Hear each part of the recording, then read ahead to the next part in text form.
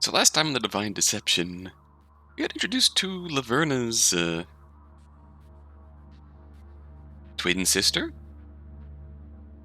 Interesting development, but fair enough. Let's go check in on our boy Locke. Expected value. There he was, sitting by himself in the bar of an underground casino. Bach Underwood was nursing a drink by himself. It was an odd look, most certainly. Most wouldn't picture a political candidate spending their night in a place like this. Oh. If a picture of him in this area got out, it'd probably be a very minor scandal. Is this the fella running against, the incumbent governor? Thank God Kane already left, I guess. Most would wonder why Bach was slumming it up in places like this. But I understood the impulse. I understood a lot about Bach Underwood. I always made sure to do my research. He was a Panthean local, man of the people. Up until this election, he had a managerial job at a limbo. No significant other, no close family. No real aspirations, no particular talents. His years were passing him by without him even noticing. Had things continued in this direction, he was likely to live a completely unremarkable life and eventually die alone. Until one day, for no apparent reason, he had enough. He decided, what the hell, I should run for governor. It was a surprising move, for sure. Even more surprising was the fact that it partially worked. I mean, somehow he won the primaries. Turns out the man had a decent head on him after all, and more of a talent for public speaking than he had even known himself. He'd been angling this election as an anti-Aija election. Probably the smartest move to take, and it had carried him this far. However, the election was turning from a far-off hypothetical to a looming reality. But despite his best efforts, it didn't look like things were going to be working out for him. From what I could tell, the man was starting to fall into a minor depression. He had really put his everything into this election. Lost his job because of it, because Olimpo is very much pro-Aija. Now it looked like that was all for naught. His one real shot at something, he'd been unable to grasp it with his own hands. Probably sent him spiraling. Probably sent him to a familiar place. A place like this where he used to frequent after long, stressful days. Probably made him vulnerable. Which worked for me. Began walking up to the bar where he sat. I took a seat right next to him. However, I didn't immediately jump into conversation. This had to be practiced. I nonchalantly placed my order with the bartender. Then I caught a look at him in the corner of my eye. I looked pensive for a second. Now I could turn over to him. Hey, you wouldn't happen to be Bach, would you? Bach Underwood? It seems you're familiar. Oh, cool. I'm actually a fan. I mean, maybe fan's the wrong word. A supporter, I guess. Is that so? Well, that means a lot to hear. After all, I'd be nothing without people like you. I don't know about that. I feigned sheepishness. So what's your name, young man? Me? I'm Locke. Locke? Just Locke is fine. Locke it is. Bach held out his hand, and I grabbed it and gave it a nice handshake. The man had a surprisingly firm grip. Did he practice shaking people's hands? I'm surprised I didn't recognize you sooner. Well, with the lighting and all, it can be a little hard to make people out. Although in your case, you should see that as something of a blessing. Means you won't have to look at this old mug too closely while drinking. Gave the man's poor attempt at a joke a hearty laugh. Establishing rapport early on was critical. You know, I have to say, I'm surprised to see you in a place like this. I mean, no offense or anything. I just thought you'd be bigger than slumming it in a pit like this. None taken. Hi, Osa. Oh, Osa, you baby. This place is literally a pit. And slumming it? That's, you know. You weren't the one asked a question, you know. Bach gave a little chuckle at this exchange. I actually used to spend a lot of time down here before I became a politician. No kidding. Bach here was a pretty regular customer. I liked his type. Tipped well. Didn't stir trouble. It's why it was such a shame when I saw that Bach entered the race. Because he'd be spending less time down here? Because I didn't want to watch him be crushed. To this, Bach gave out a sad little chuckle. His eyes betrayed his attempt at mirth. How rude, Osa. Have a little faith. Osa just grunted and returned to his job of cleaning glasses. Still, even if you used to go to this place a lot, I'm surprised you're down here now. Don't you figure it could be some bad press if you were caught entering a place like this? Is it? The way Bach said it almost sounded like he hadn't thought about this angle at all. Ah, well, I aim to be a man of the people, Locke. Now, if Governor Aija was seen down here, that'd be one thing. It'd go against people's perception of her. There's nothing inconsistent with a guy like me spending his time here. It's consistent with my brand. My brand. Huh. Guess I didn't think about it that way. Pretty smart, pretty smart. Guess you'd have to be to run a campaign and all.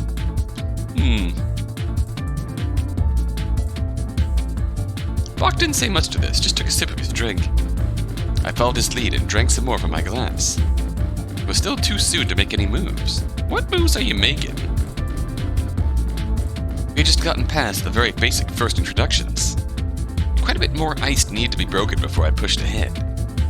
Well, that was fine. I could do small talk for as long as it took. Man, it really is a crazy world out there today. Did you hear about those murders in the woods? Scary stuff. I did hear about that story. Can't say I'm too sympathetic. Really? Bach looked surprised at this. Well, from what I heard, the victims were these super elite, wealthy assholes. When I hear news of people like that passing, my first instinct is to pop open a beer instead of mourning.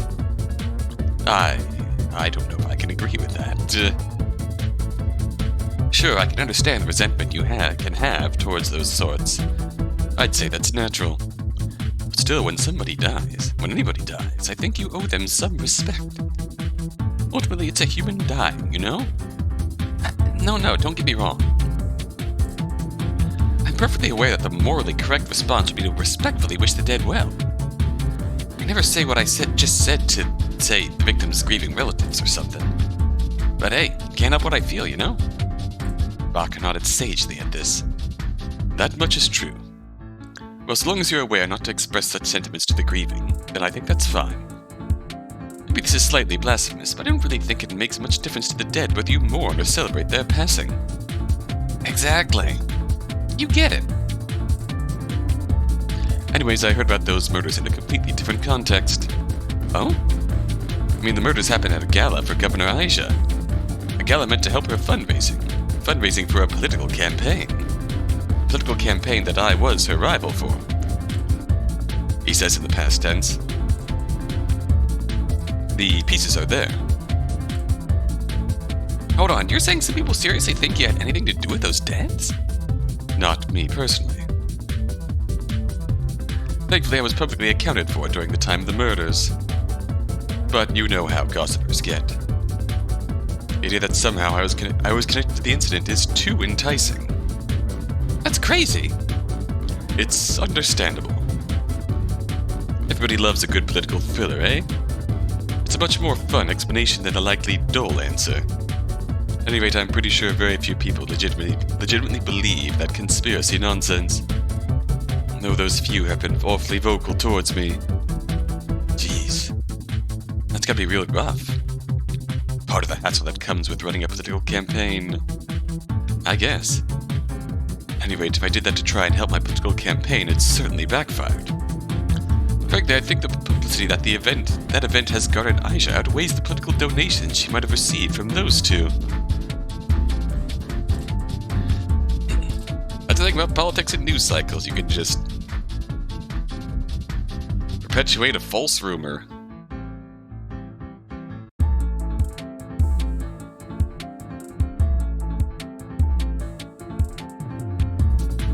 That sentence had a conclusion in mind, but it completely blanked my mind, but honestly, it works as is.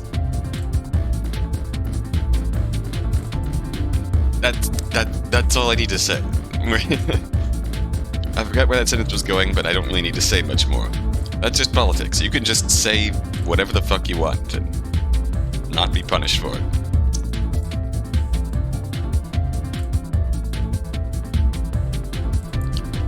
Locke sighed and went back to drinking.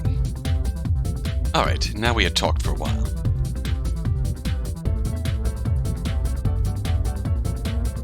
Time to start steering the conversation in the right direction. Let's talk about something lighter. This place, for instance. Nohai's Nest. What about it? You ever try gambling here? Huh? I mean, if you're looking for a bar, there are plenty more convenient spots. You go to Nohai's Nest to gamble. Not always. You say you never gambled here. Never said that. Back in the day when I was working at Olimpo, I'd do a bit of gambling every now and then, time to time. I was actually pretty good at it, if you'd believe that. You don't say. No, seriously, I played with my bonuses and usually got a decent cut for my troubles. Helps that I can handle my alcohol better than most of the drunks here. I'm not like a genius or something, but I'd like to think of myself as pretty decent with numbers. I introduced statistical risk analysis for Olimpo. That's basically a form of gambling. Wow, I wouldn't have expected that from you. Should I take that as a slight? No, not at all. Man, Bach Underwood, gambling. That'd be a sight. Trust me, it was pretty average. But why not prove it for me? Huh? I mean, we're at a place for gambling. Why not indulge in the old sins? That's, I shouldn't. No? No, I really shouldn't. Came here to relive the old days, not my old vices. I think there's a distinction between a politician drinking in an underground casino and them actually gambling in one. Oh, I thought you were a real man of the people. Uh-oh. Why you have to fleece the gubernatorial candidate here? What are you after, Locke? A man of the people has its limits. I suppose. I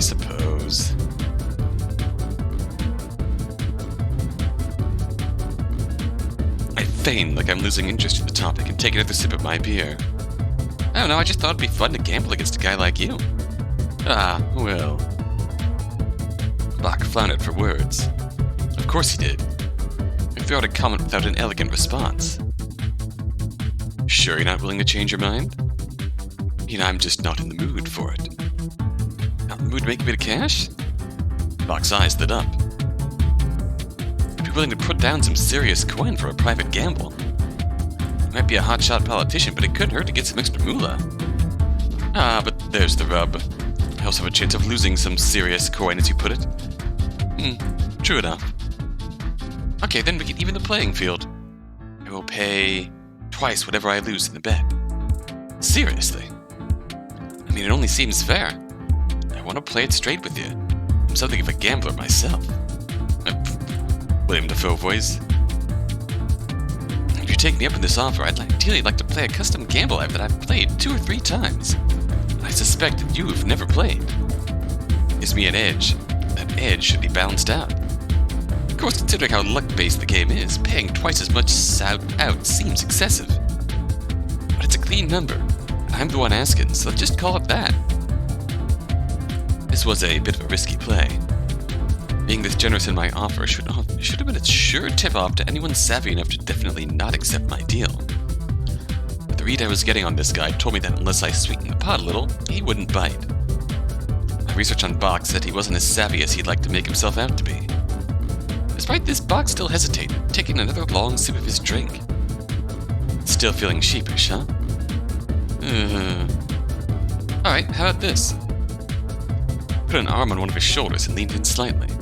He spoke at a slightly quieter volume for this, but not to a noticeable extent. If, by some fluke chance, you end up owing more than you have on you, right now as a result of the bet, then we'll just call it at that. That's, Bach continued to hesitate. Pretend to recoil back. You're kidding me.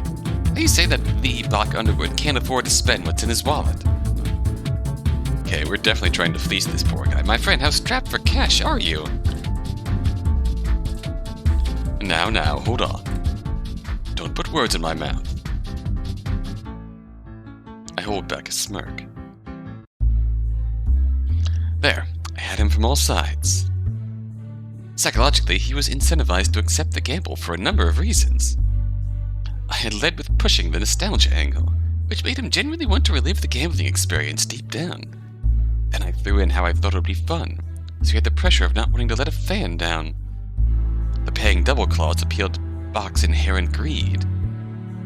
And the only what you have on you clause appealed to Bach's nervous, loss avoidance prone sensibilities. To top it off with my last statements, refusing the gamble would make it look like he was admitting that he couldn't afford to spend what was in his wallet. That was a challenge to his pride. All those factors combined to push Bach to accept a deal his smarter side knew he shouldn't take. This is why building up the rapport and the character of this Bach fan was so important before I began. It's only because of that the second and the last factor actually mattered. It was because of that I was able to believably present the first factor, that the fourth seemed credible. You know what? What the hell? The night's still young, why not have some good old fun? That's the spirit. Trust me, this is gonna be a blast.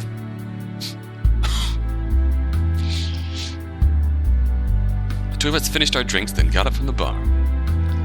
So you mentioned that you had a gamble in mind. Right, yeah, I did say that, didn't I? Let's go over to a private table, then we can get things started. Walked right on over to the table where I had just gambled with Kane. Standing on the other side of the table, I noticed that Bach was already beginning to sweat a little bit. Feeling nervous, buddy?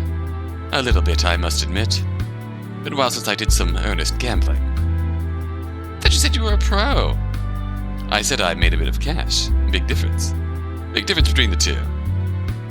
Look, just relax. This is just gonna be a friendly game for the sake of competition. If you want, we can take out the gambling element entirely. And no, keep the gambling in. The game only counts if there's something on the line. There. That's the gambling spirit I love to see. Yo, Osa. I called over to the casino owner. Come over here to officiate. I'm tending bar. Get one of the casino dealers to officiate. That's what they're paid for. Oh, come on. Nobody's there now. Fine. I suspect Osa only gave in only because he knew I'd pester him more if he didn't.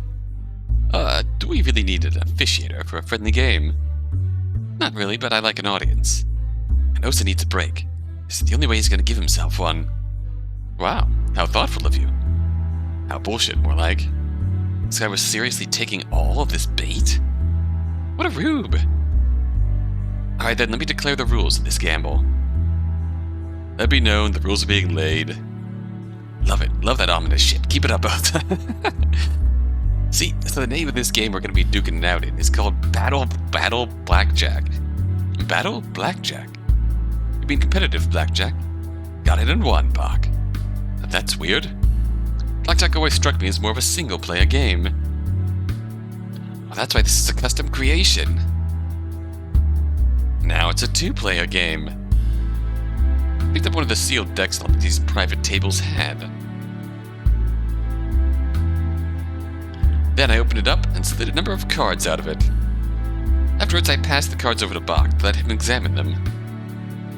We're going to be using a totally normal deck, minus the jokers and the clubs suit. The jokers I get, but why nix the clubs? Because the clubs are my least favorite suit. I actually like the clubs. But I mean, why cut a suit at all? Trust me, game takes too long with all four suits. Fair enough. So at the start of the game, we both draw 13 cards from that collective deck. It'll be shuffled first, of course. Then we start the first round.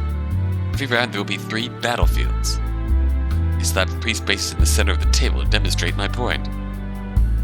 Starting with the person who lost more battles last round, we take turns placing cards face down in the battlefields. Lost more battles. Bach, buddy, I'm getting there. I'll be one of those people who keep snipping in halfway through my rules explanations.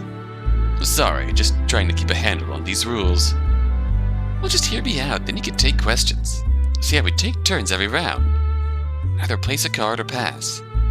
Place a card, you can choose any card in your hand and place it face down on any of the battlefields. When you pass, you're saying that you have no more desire to fight on any of these battlefields. Once both players pass back to back, the round enters the war phase. This is when the battlefields are evaluated. The player who placed the last card on the battlefield is the one who owns it.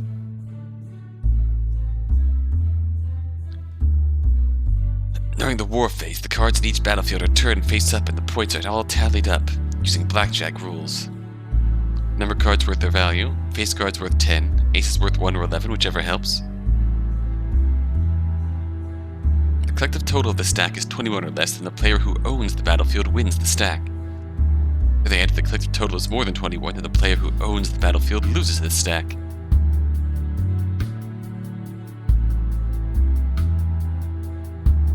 Okay, so both sides are putting cards into the same battlefields. The last person to play a card on a battlefield owns that stack. So if they played a card that busts the stack, they lose the stack.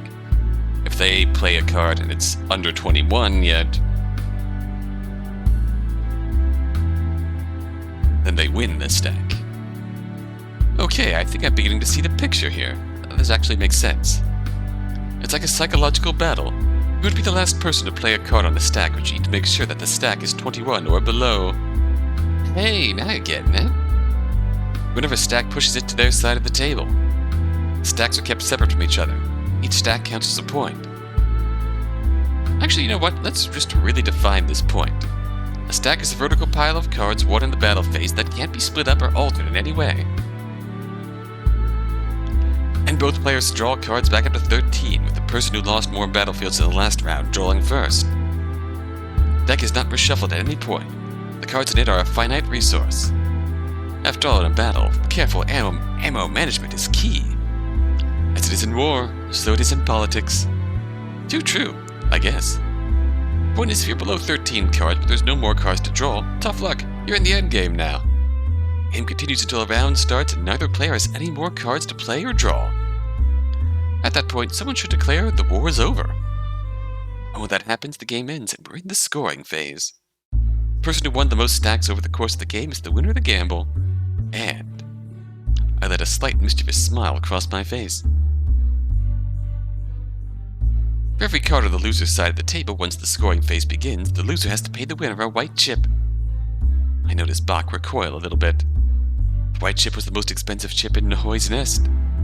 It was an unorthodox price, not a multiple of 10. That's just another remnant of Osa's odd whims. A thin black line drawn across the table indicated the specifics of what I meant by the sides comment. White chips. Oh, come on, it's just a little heat. Remember, it's just for every card on your side of the table. Which means as the loser, the less stacks you win, the less you have to pay out. And the smaller stacks you win, the less you have to pay out. I suppose a rule like that does make things interesting. It gets to the heart of gambling, adding in an element of risk reduction for those who want to play it safer. Right, you're catching my drift. Still, are white chips really necessary? Man, don't you remember our conversation? It's just to your benefit. True. Buck seemed to be having some second thoughts at this point. Come on, don't back out on me now, man. I had come this far.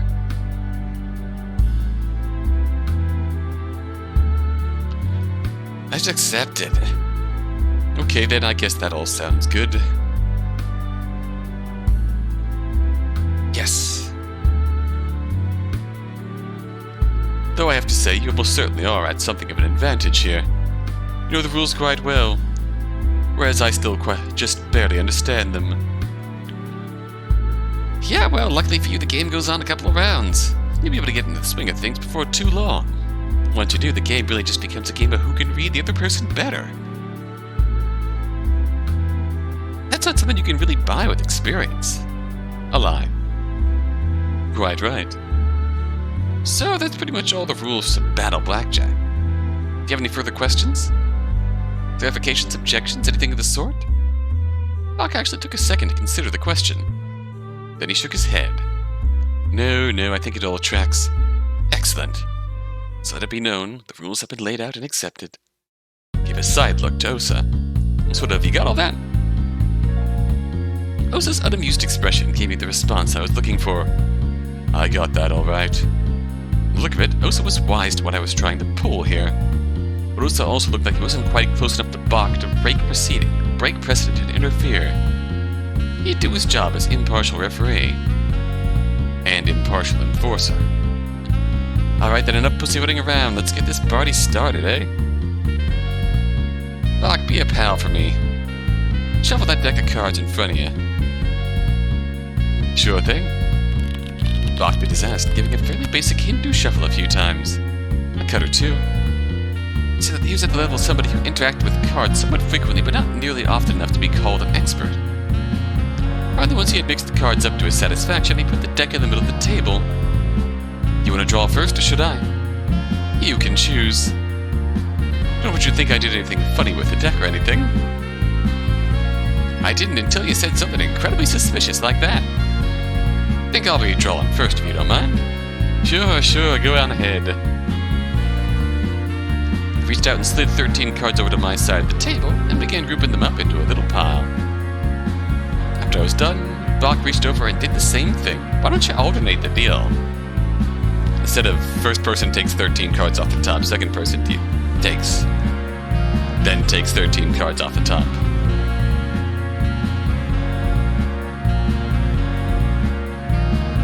I picked up my cards and quickly looked through them. An ace, 3 face cards, few low value cards. Was an okay enough hand if I was playing legitimately.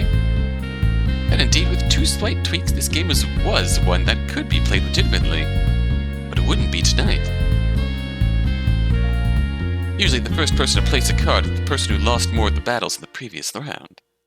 Ever since there hasn't yet been a round, we're kinda in unprecedented territory. Since you're the newbie at this, I'll let you choose first. Do you want to go first or second? Second. Oh, and why's that? It's the person behind usually gets to make the first move. You'd be inclined to think it was better to move first. However, I think I'd like to be the one reacting to you. Well, that's a unique thought process. But no takebacks. Looked through my cards and selected one. Then I placed it face down on the far left side of the table. I play 1 card face down and in my turn. Let's make this the first battlefield. Your move, Yugi boy. Your move. I expected Bach to respond in a reasonable amount of time. However, on the very first move, he went deep into the thought chamber. These cautious types were the least fun. What you thinking about, pal? I'm just working through the possibilities. He's a risk analysis guy, so he's going to be very thoughtful and contemplative here. Never played this game before, so forgive me if I'm a bit slow. Considering both players have hands of 13 cards, you have to assume that your opponent has, more or less, every value. You could only rule that out if you had 3 of the same type of card. Cards worth 10-point value are by far the most common. If you placed one down and I responded in kind, then the only way you could win was if you played an ace down. Aces are super useful cards, and putting it down as the 3rd card seems like a risky prospect. After all, if I placed a relatively low value card down on the stack instead, and you placed an ace, I could place another relatively low value card on the stack and more or less secure it for my own. Therefore, the alternative play, playing an ace down first, is actually a pretty attractive option, isn't it? If I played a 10 value card on top of it, if you played a 10 value card on top of that, the battlefield's yours. Worse, even if I didn't place a 10 value card on top of it, it's impossible placing your 10 value card would ever bust the battlefield to a value above 21. And even if I placed a relatively low value card, it's difficult for me to put a 4th card on the stack, not knowing the 1st or 3rd card. In gambling, winning the early rounds nets you momentum. This ace maneuver seems pretty solid. I think that's what you tried, so... Hesitantly, Bach placed a card on top of mine. I had to say, I was decently surprised. Bach had better analytical skills in him than I gave him credit for. Not good enough skills, but decent ones. Huh. You know I could hear all that, right? I know. Oh, some reverse psychology going on. I can dig it. I can dig it. Personally, I love me some chatty opponents. The chattier, the better. Anyways, I grabbed another card from my hand and placed it in the middle of the table. New battlefield. Bach eyed me with some suspicion at this move. Weighed his options carefully for a full minute. Then nervously, he placed a card on the leftmost battlefield. Yeah, this guy had no idea what I was up to. Now, it'd actually be better to give this one some thought, just in case. My options considered, I carefully placed a card to the right of the table. And there, all 3 battlefields defined. I don't quite get your strategy. Oh, no need to get it. Your turn. Bach continued to eye me with skepticism. Till he proceeded to place a card on the center pile. Without much hesitation, I placed a card of mine on the rightmost pile. Bach responded to this by placing a card on the rightmost pile. While I wasn't backing down, I placed another card of mine on the rightmost pile. Here, Bach hesitated. He was clearly considering passing. However, he decided to place one more card on the middlemost pile. For this, I placed a card on the leftmost pile. He looked up with me. Then, with a slight grin, spoke. Pass. I smiled right back at him, and without even looking at my cards, placed one on the middlemost pile. Pass. There's a bit of hesitation in this statement. Again, effortlessly, I tossed a card of mine on top of the leftmost pile. Pass? Bach had devolved into full-on confusion. It wasn't stopping me. I placed a card in the middlemost pile. This pattern continued, with me placing the cards alternating on the left and middle piles, and Bach continuously passing until I was completely out of cards. Then and only then did I let up. And pass. What was that? I was playing the game, Bach? That explained the rules well enough. I mean, you did, I think. I just don't... Bach stalled out. We were just generally confused. I mean, yeah. He wouldn't be for long. Well, time for the war phase. As you could guess, I own all 3 battlefields.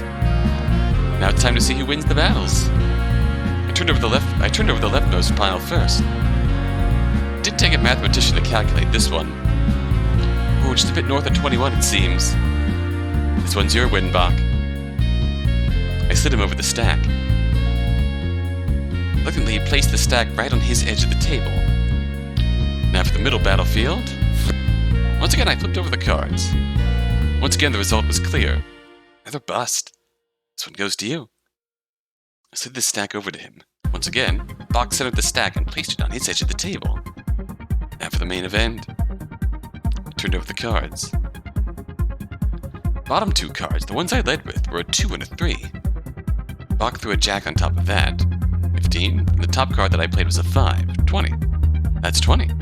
That's a victory for me. Well played, I guess. Why, thank you. I slid the pile over to my side of the table. Well, 2-1. Looks like you won this round. So clearly this game is set up for Locke to use the last of the deck in the second round to blow out Bach here.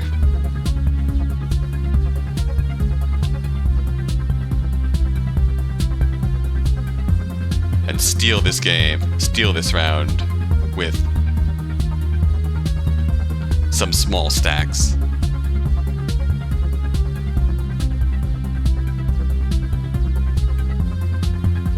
So Bach has to pay up with 2 big stacks.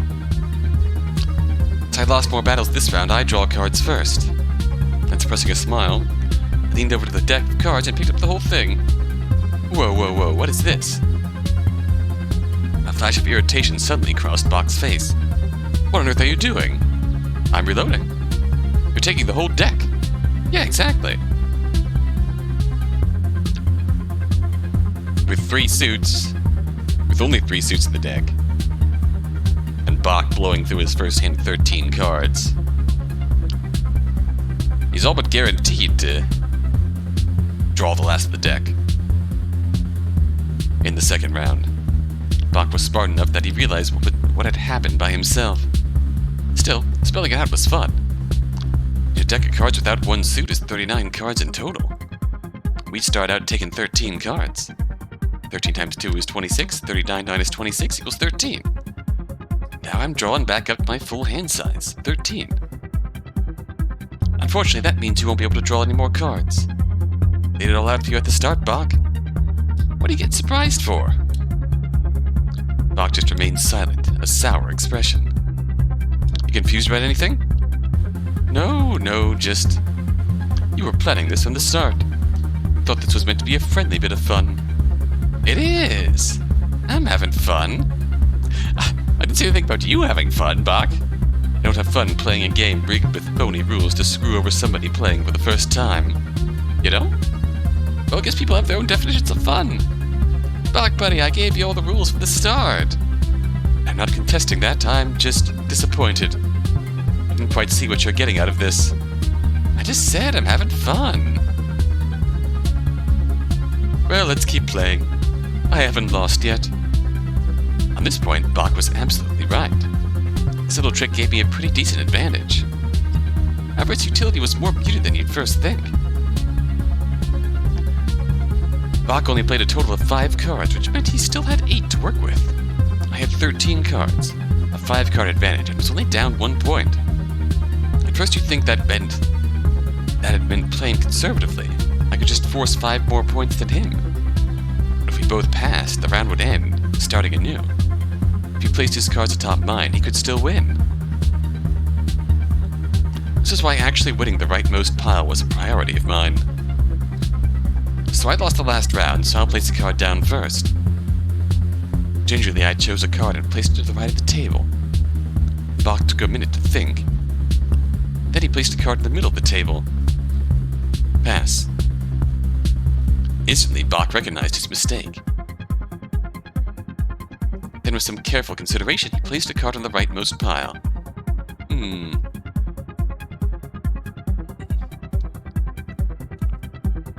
Bach understood that the longer this game progressed, where we were at an equal amount of points and we lost cards at an equal rate, the worse his position would be.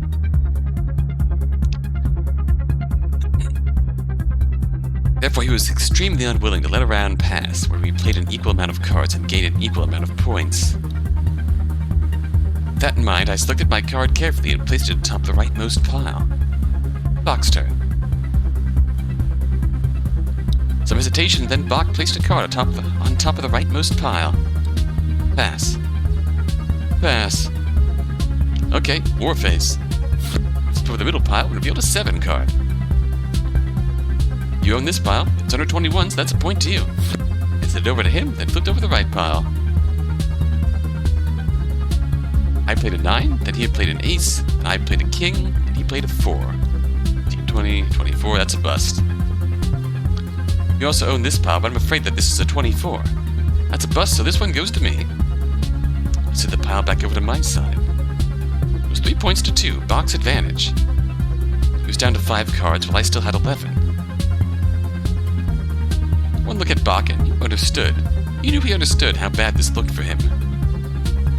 Well, no cards to draw, so on to the next round. Oh, and it appears we had never laid out the rules for what would happen if we won an equal amount of battlefields in the previous round. I think it's fair that whoever played the first card the previous round continues the trend. Is that okay with you? Fine. Bach was just done with this. The only reason he was still playing was spite. A motive I could respect. Okay, then I'll go first. I grabbed a card and placed it in the middle of the table. Bach, with an uncharacteristic amount of speed, placed a card atop mine. Uh-oh. Played a card on top of that one. Pass. Pass. Wartime. I own the sole battlefield, so here's hoping we're below 21. I flipped over the cards. I played an ace. He played a 10. I played another king. Oh, shit. Magic 21. Point to me. slid the stack over to my side of the table. We were now tied, 3-3. Bach had 4 cards, I had 9. I won, so you place first. Without much thought, Bach placed a card in the middle of the table. Yeah, he's losing now.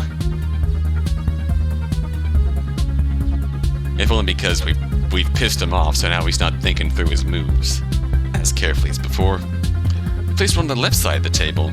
He played one on the right side of the table. Pass. Pass. Bach had given up. At this point, his loss was inevitable. He scored 2 more points, I scored 1. He had 2 cards left, I had 8. I started the next round and placed a single card down. He passed, I passed. 5-5, 2 cards to 7. He had to place a card the next round. I just passed and he followed suit. 6-5, 1 card to 7. Placed a card down. He passed. Placed another card down. He passed. I placed a 3rd card down. He passed. 6-8, 1 card to 4. He had to place his last card down. Placed a card of mine to the right of his. Pass, pass. 7-9, 0 cards to 3. I was honestly a little sad at this point. I might as well finish up the final round. I go first. Placed a card in the middle of the table. Pass. Bach was 100% checked out, which was great for me. It would make this last step so much easier.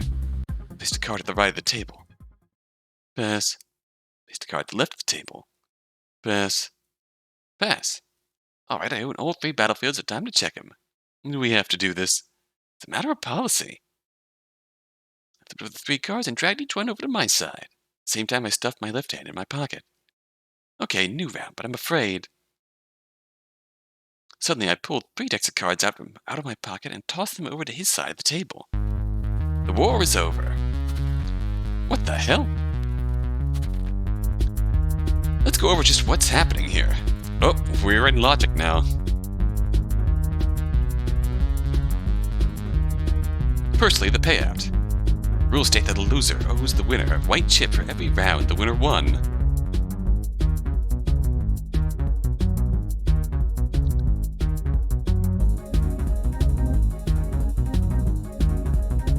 Every card on the loser's side of the table. Oh no. Lots of cards on Bach's side of the table, I must say. But we'll get to that in a second. After all, to get that payout, we need to decide the winner.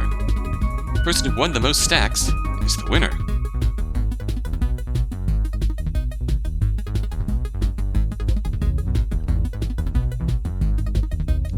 Oh, has the most stacks on their side of the table is the winner. I'm pretty sure this was the one?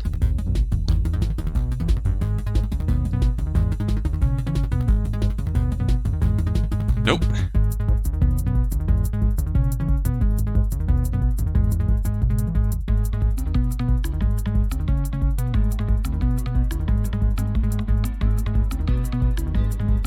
Won the most stacks, has the most stacks on their side of the table.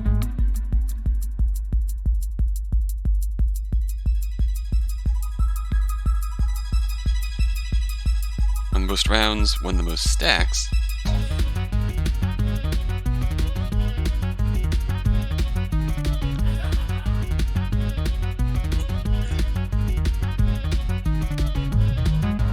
So that'd be me, which is great.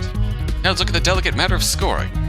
Score is based off when the final cards have all been placed. Let's look at that.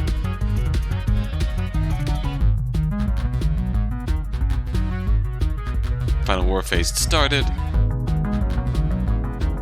Final war phase had ended.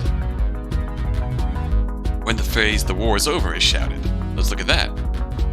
So in everything, Bach owes 12 white chips.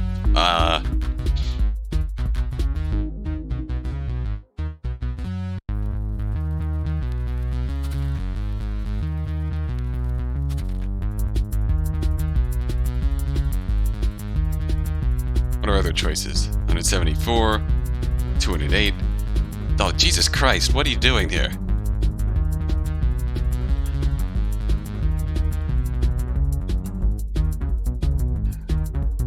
Oh, shit, this sucks.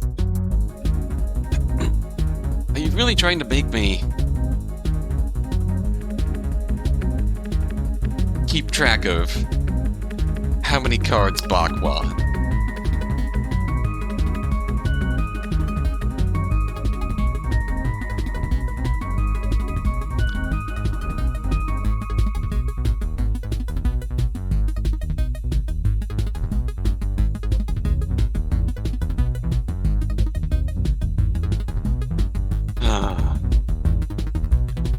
I mean, I think we're on the right track so far, so... Of course, let's not forget one key thing. Based on the rules, Bach owes only what he has in his pocket.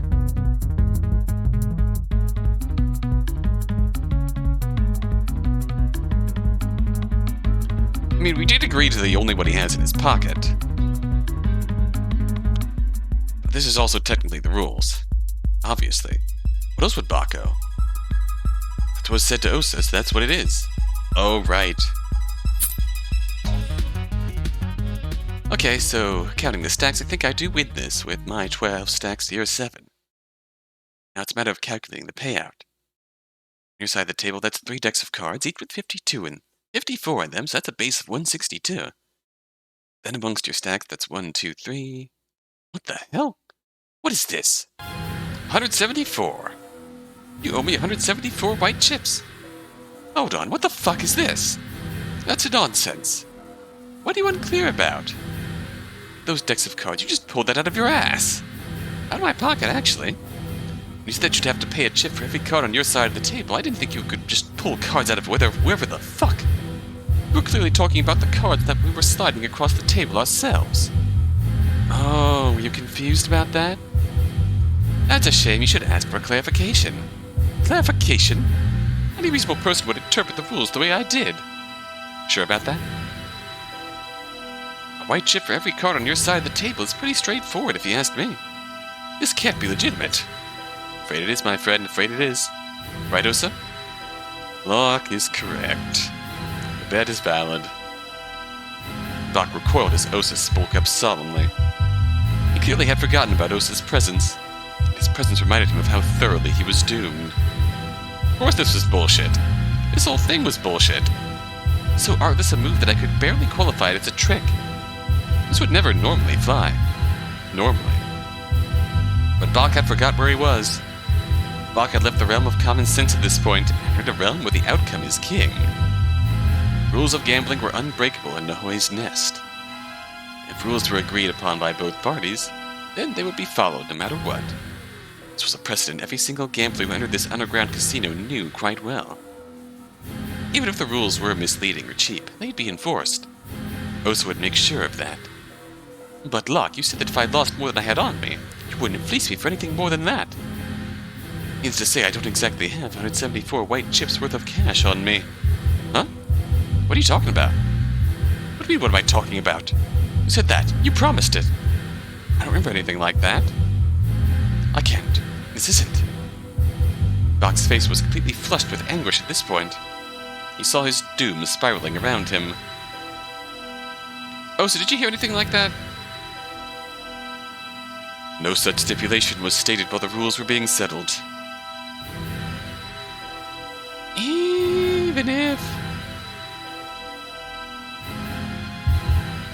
Even if Locke did say something like that, which you cannot prove, if it wasn't a part of the rules of gambling, they wouldn't hold up. Jeez, Bach, what the hell's up with that? What the hell's up with that desperate lie? Anyone won't take you for more than you have in your pocket? What sort of provision is that? There's no way I'd make such an unreasonable concession. Bach wasn't in a state where he could respond. He didn't even have it in him to conjure up anger. He was working on pure despair at that point. You could see his legs wobbling. He looked close to keeling over right then and there. This fool. He didn't have it in him to play at dens like this. He didn't have the brutality Panthea required from you. No wonder this guy had never become the governor. Okay then. Time to pay the piper, Bach. I said you owe me 174 white chips worth of cash. I don't. Oh, you don't have that on you? That's understandable. I'm a reasonable guy, Bach. We can go together to a nearby bank, or... I don't have that kind of money. Huh? Who do you think I am? Do you seriously expect me to have that sort of money? Whoa, easy there. Good thing there's a table between us, huh? It's a healthy sum, don't get me wrong, but it's not that unreasonable. You sure you couldn't scrounge up that kind of money? Even putting together all your assets? No! Okay, no, I can't. I don't have that sort of cash. Almost flat broke. Flat broke? Bach, if that's the case, why'd you agree to a gamble like this? Don't tell me you entered the bet with no intention of paying back what you owe. That's the biggest taboo a gambler can make. I thought the maximum I'd have to pay would be, like, maybe 14 or 15 white chips. Hell, I thought the maximum would be what's in my pocket. Bach, you're saying you can't pay your debts? Osa's hands were already in fists, casually hanging to the side. Bach looked on with the looming horror covering his face. Nahoi's nest made the most out of being an underground casino. There was nothing Osa hated more than those who welched on what they were owed. It was a major no-no. This wasn't something that could just be swept away. If you lost a bet, you had to pay up one way or another. In this case scenario, Bach was in for a major beatdown. Like, unbelievably best case scenario. Bach was shaking, looking from Osa to me in disbelief, light flashing behind his eyes. Perfect, perfect. I knew from the start that Bach had no ability to pay off anything north of 162 white chips. Researching his poor financial situation was one of the first moves I made when beginning to plot my scheme. I took a few steps forward, putting myself between Osa and Bach. Whoa, Osa. I need to jump to any hasty conclusions. It's probably some sort of misunderstanding. Bach and I will just sort this out in one of the private rooms. By the time we come back out of it, I'm sure we'll have it worked it all out. Fine. Great. Come on, Bach, let's settle this somewhere with a bit more privacy, huh? Like that, I began to walk over to the side of the room, where there were a few private rooms meant for special gambles. They were small rooms with one entrance and one exit. From the expression on Bach's face, he had absolutely no desire to follow me. And he also knew that this was his only option to avoid Osa and maybe save his own skin, so he had no choice. So he walked right beside me, and the two of us exited the scene into the closest room. Now I had him. The two of us were separated from the main hall. Absolutely no witnesses. If he left, he'd get the shit beat out of him.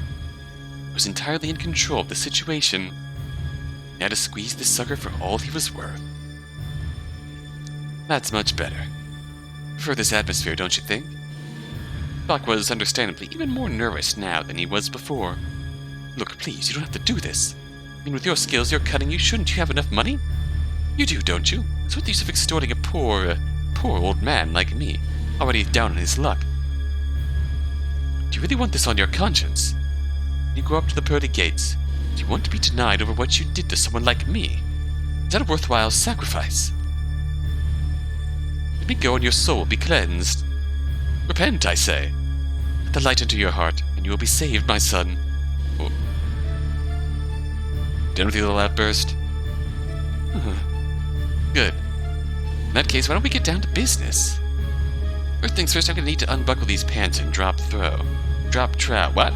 Excuse me? Sir, please, I know you require payment, but think about it for a second. Are you really going to be getting any enjoyment out of this, in this setting? What the? There's not even anything in this room like a couch or a... Is that what you're thinking, you perv? I hate to break it to you, but you're not my type. Oh, good. Was that disappointment I heard in your voice just now? Okay. I don't know, I didn't think my looks were that bad. Oh yeah, old men are sure in style nowadays. I'm sorry, were you looking to prostitute yourself in an underground casino tonight? Okay, we're just gonna say it then. Alright, that's great. Because that can be arranged. Of course not, no way! In that case, let's bitching more exposed genitals. What is going on here? With the look on his face, Bach acquiesced. Honestly, I'm surprised it was that simple. This man truly had no dignity left, it seemed. Alright, the next thing I'm gonna need is for you to get in the most compromising position you can manage. Okay, something like this. Whoa! What, is that wrong? No, that's definitely the sort of thing I was looking for. Just surprised you jumped to that so quickly. Anyway, this'll work. I fished around in my pocket and took out my phone. And I took a few photos. Got a variety of angles just to be sure. In fact, at the end of these, it felt like my phone was now somewhat permanently tainted. Well, this is your plan, Locke. Oh well. Alright, you can get up now and stop making an ass of yourself. I mean, you're a politician, for Christ's sake. Bach did as he was told. That was... insurance. Huh? Now, if you're tempted in any way to wriggle out of your debt to me, we can make sure those photos are at the top of Kamapa in a matter of minutes. Bach very visibly gulped. What was he expecting I was going to do with those photos? This guy seemed too dull to be running for office. So then, with that in mind, I would think that you would be very incentivized to try and repay me. Let's hear it. How are you going to make it up to me? Look, I am truly sorry from the bottom of my heart. I think I want to be known as someone who can't make good on their word. I'm truly a man of honor. Those photos would suggest otherwise. So do you really have to kick me when I'm down? I don't have to, but it's a bit of fun. Do you think I'd go through all of this if I actually had the funds to pay you back? If you could just give me a bit of time, then I'm sure I could accrue enough capital with a bit of work. And how much time is a bit? Well, that's... Would it be after the election? Probably. Then I'm afraid that's too long. Hey, I don't want to curse the internet with those photos either. We're on the same side here. So think long and hard. You really have no way to repay me. No assets, no connections, nothing you would think that might be worth the amount you bet. Right now, I'm throwing everything I have into this election. Maybe if I won the election. If you won the election, there are plenty of things being the governor can do for you. Powers, information, resources. All things that I accept for repayment. I'd be happy to do it for you, really. Just the fact that I don't know if I can realistically promise you any of that. I had him. I mean, you're Panthean, right? What do you think the odds of my victory are? Not great, I'd have to say. Exactly. With every passing day, my chances of actually defeating Governor Aija dwindle and dwindle. I had a bit of a boost at the beginning, promising change and an end to Aija's reign. There were plenty of radicals looking to shake things up. Those sorts of promises only get you so far. We like to complain, but the honest truth is things have gotten better with Aija in charge. Not as fast as some people would like, but sometimes change is slow. You separate the current problems facing Panthea from its leadership, you see Aija has an actually impressive record with what legislation she's introduced. I don't even think she's that bad of a politician, if you want my honest truth. Most importantly, she had a bunch of experience governing Panthea. Then you look at me. I've got no applicable skills that help me with something like this. No real selling points other than not being Aija. I mean, look at me. I ended up pantsless in an underground casino at the dead of night. Is this the sort of behavior a governor should be engaging in? A fun governor, maybe. Okay. Despite my words, Bach threw his hands up to his face. I'm pathetic. Utterly pathetic. The difference in our capabilities extends to this election, too. I just won every election she's ever run in. This is my first campaign. She has brand recognition. She has a track record. She has plentiful resources. And I have nothing. Bach, I'd love nothing more than to promise you I could repay you once I became governor. But like I said, I'm a man of my word. I can't promise that I'll win the election. Because winning the election is basically impossible at this point. And with that, Bach's head hung low. Perfect. I walked closer to him and put my arm around his shoulder. He looked confused. Sounds to me, mon ami, that you're thinking about this all wrong. Sure, things are bad right now. I think with a more skilled campaign manager, you got a real chance at turning this thing around. Lucky for you, I know just the guy. You're not saying. Afraid so, buddy of mine. You're going to appoint me as the chief strategist for this upcoming political election. With my help, the two of us are going to take Panthea by storm. We're going to have you win that election. Then once you're properly in power, you're going to pay me back with double the interest. For his part, Bach just looked stunned. Couldn't quite get a read on his thoughts. I don't know what to say. You'd never go wrong with a thank you. Thank you, I guess. But, this isn't... How exactly do you intend to turn this election around? Oh, that? You know, we can get to petty details like that when we get to them. Petty details? Locke, do you have any experience with running a political campaign? Define experience. Oh, and political campaign. And run while you're at it. Locke resumed throwing his hands up in despair. I can't believe it.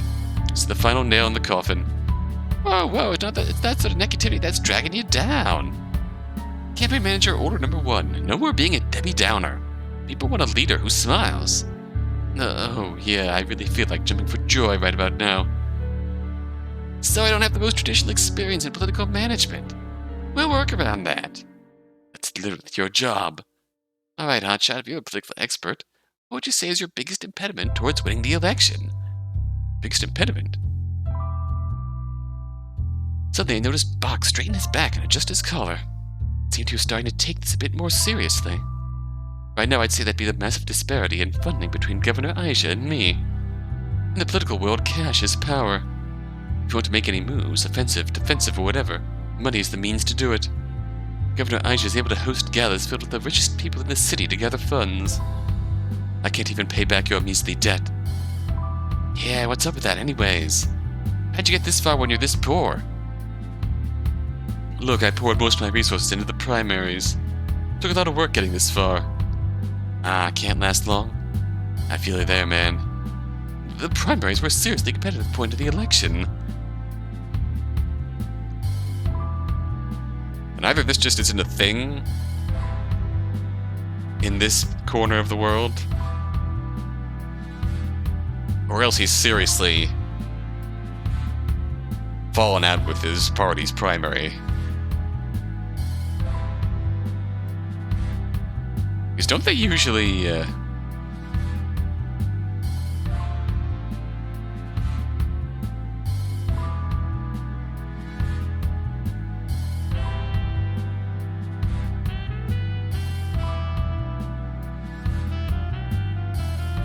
like, don't you at least get your party's financial backing if you win your primary? They were determining who would go up against Aija. Naturally, there were a lot of takers. So you're saying our first step should be acquiring a large amount of cash in a short period of time to use as leverage. I mean, that'd be ideal. Well, your luck keeps on getting better and better. Scoring a boatload of cash just happens to be one of my special skills. I shudder to think of how you intend to go about that. Then I had a hearty laugh and put my arm back around Bach's shoulder. You and me, my friend, have a lot of work to do. I'd vote for Locke. He certainly has the fundamentals down already. The right blend of Machiavellianism. Yeah, you can say that again. As exhibited by this little display. I should be clear here. I mean that sincerely. In no way do I level that as some sort of slight. I genuinely believe a great leader should be Machiavellian, at least to some degree. I have to ask, why do we despise Machiavellianism? Because we can't relate to it.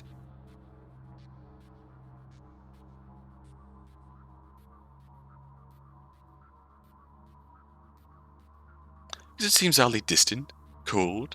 Machiavellianism, manipulativeness, callousness, indifference to morality.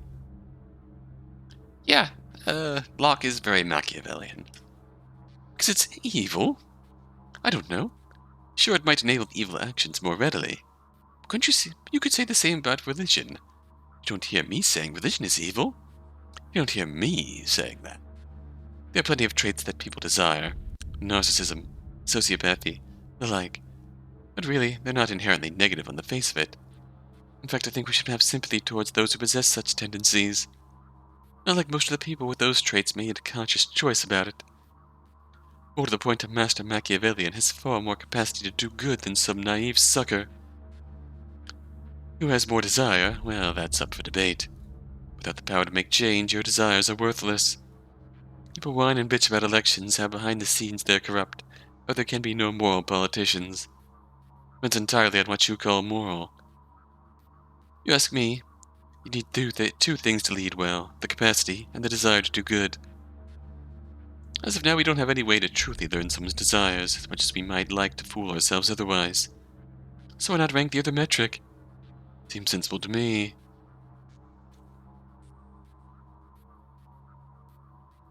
Simple enough.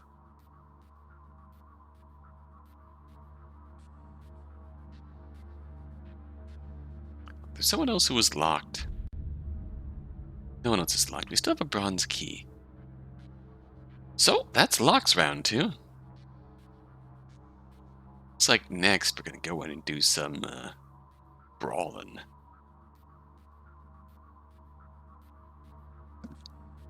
Then some hacking. No browse Reddit again. Then carry on our haunted murder boat escapade. And carry on the sequel to that, where we disguise ourselves as Thane. Then play our assassin friend.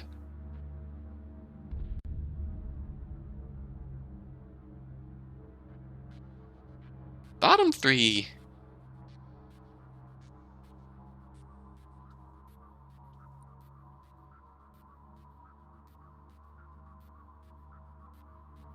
I think these two might still be my favorite.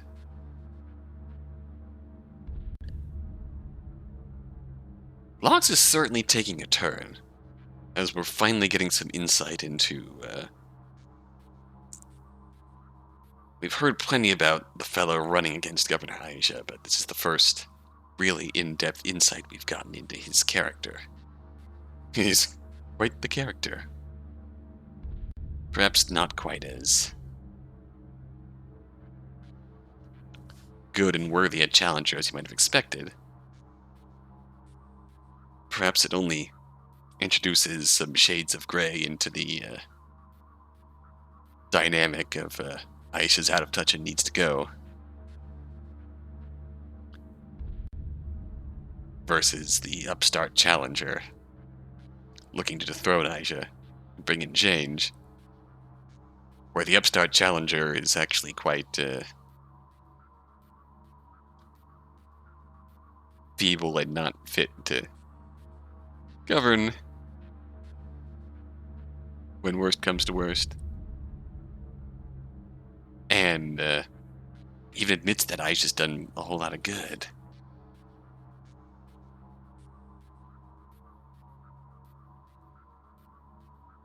Brings some shades of gray to that election cycle. Means there's probably still a lot bad about Aisha, but some good that came out of Aisha's tenure as governor.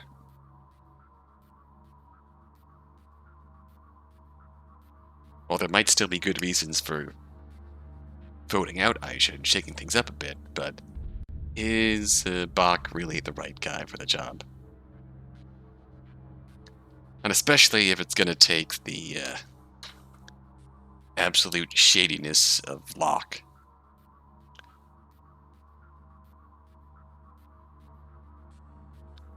To get it done.